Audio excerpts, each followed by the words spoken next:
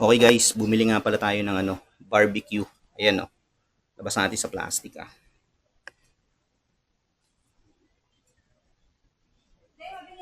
So hindi ko na na-videoan guys yung tindahan ng barbecue doon sa Ilang-Ilang Street. Kasi naiwan ko tong pocket camera ko. Pero eto siya. Tikman natin guys kasi nadaanan namin to kanina nung galing kami yung Unimec. Ayan oh.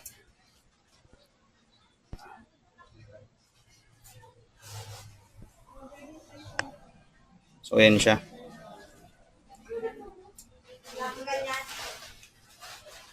Wala na.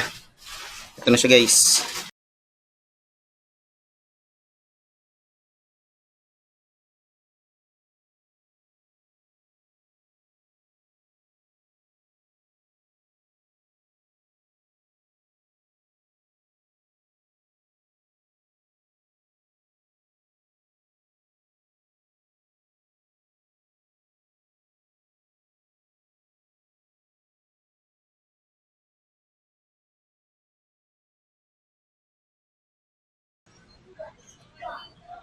Barbecue.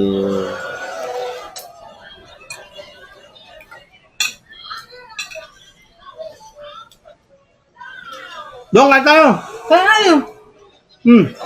Saka magugutom ka. Teka! Ang sarap pala. Ang sarap ng suka. No? Huwag ka magsuka.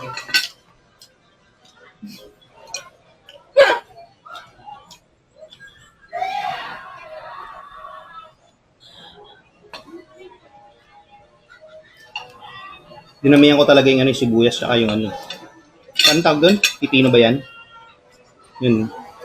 Pero meron siyang at may togi siya, no? May togi.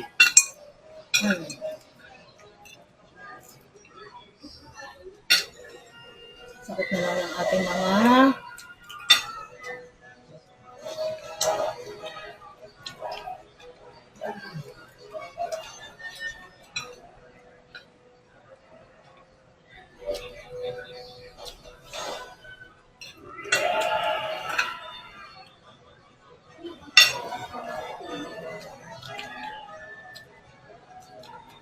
May kakrakan pala yung pinuntahan nyo, no?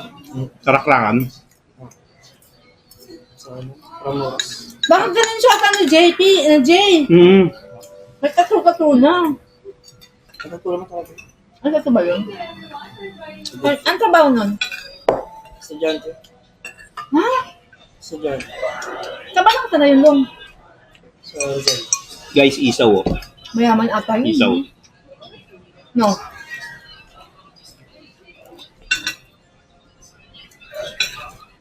Mayaman siya. Sino nililibre sa'yo yung pamasahe? Sino nililibre sa'yo yung pamasahe? Lako yung apple. Ha? Lako apple. Ba't biglaan? Hindi mo alam na alis kayo? Ano siya? Alam niya, pero hindi nang hingi ng pera. Sabay na daw ako, sabi niya. Sinabi mo wala kang pera. Saan ka sumabay? Motor? Intern. Okay guys. Good evening. So ayun, ano lang to guys. Quick vlog lang to. Kasi bumili kami ng wife ko ng ulam namin ngayong hapunan dito sa Ilang-Ilang Street. Paglagpas lang guys ng Kalye Lumihan. So may barbecuehan doon na nakatayo sa may labas ng bahay nila. So bumili kami ron. So share ko lang na mabilis. Papunta kami ng grocery pala. Doon kami dumaan sa may Ilang-Ilang Street. Tinignan namin yung Kalye Lumihan. So sobrang dami ng tao guys ngayon. May mga nag-aabang pa sa labas. Tapos may mga waiting pa doon sa may garahe sa loob. And then dire-diretso kami doon sa may barbecuehan. May nagtitinda ng maliit na barbecue lang sa labas ng bahay. So sabi namin, daanan namin pabalik. So pag balik namin galing grocery sa may Unimec, ang bango nung barbecue. So umuwi muna kami rito. Then bumalik kami ron, bumili kami. So ayun. Fast forward. So bumili kami ng barbecue. Tapos bumili kami ng pasintabi sa mga kapatid nating Muslim at saka sa mga religion na hindi kumakain ng ng barbecue, specifically mga internal parts ng karne. So ayun, ng baboy, ayun.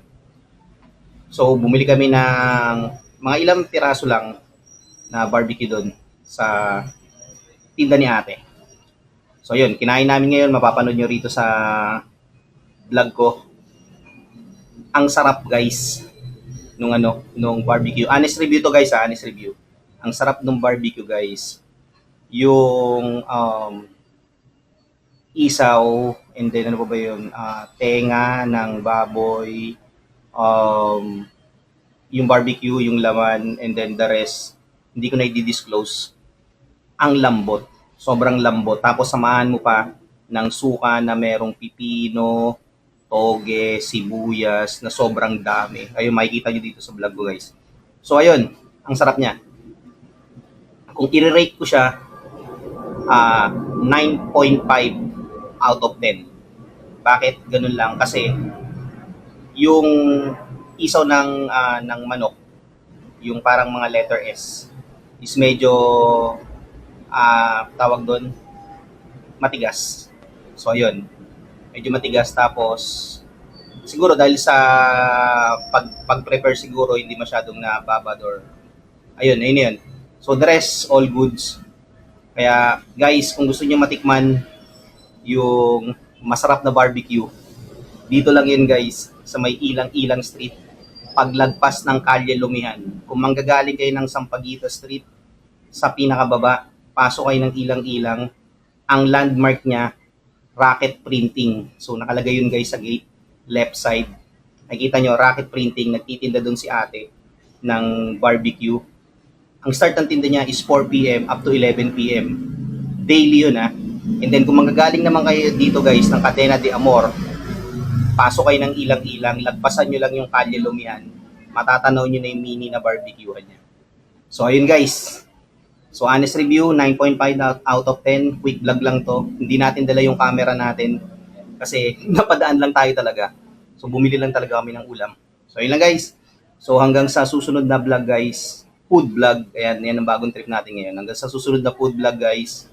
Peace out.